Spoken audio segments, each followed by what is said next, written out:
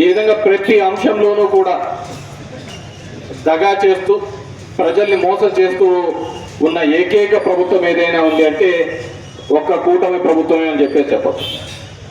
దీనికంతా ఆయన చెప్పేవాడు బటన్ నొప్పేది ఏముంది, ముస్లాం కూడా ఒత్తుతుంది బటన్ అని చెప్పేసి. మళ్ళీ వద్దు ఈ ముసలోడు ఎందుకు ఒత్తలేకపోతున్నాడు,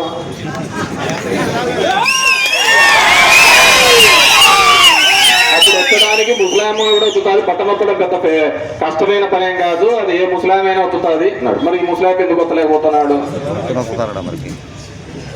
ఎన్ని హామీలు ఇచ్చినది నోటి వచ్చినట్టు చెప్పుకుంటూ పోయినాడు. యాక్చువల్గా నేను ఆ హామీల గురించి ఇప్పుడు సంవత్సరం తర్వాత నుంచి మాట్లాడాల.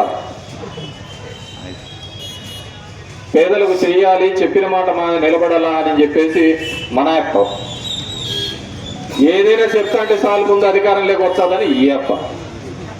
జనాలు యాప్ నమ్ముతున్నారు, అబద్ధాలని నమ్మినారు. ఈరోజు అంటున్నారు మాకు ఇవి పెంచినారు ఇవి పెంచినారు అని చెప్పి. జగన్ రెడ్డి శిలకకి చెప్పినాడు ఇవి కాదయ్యా, ఉంటే నాకంటే పెద్దగా ఆలోచించి చేసే వాళ్ళు ఎవరైనా అంటారు. నేను ఏదైతే చేయగలుగుతానో అది మాత్రమే చెప్పగలుగుతాను, ఏదైతే చెప్తానో అది మాత్రమే చేస్తాను అని చెప్పేసి. ఇది ఒక పిల్లలకి 18,000 ఇచ్చానంటే 15,000 ఇచ్చానంటే నీకు 15,000, నీకు 15,000, నీకు 15,000. ఎవరికి 15,000 కాదు కదా, జయంతి గారు ఇచ్చింది దాఖలా.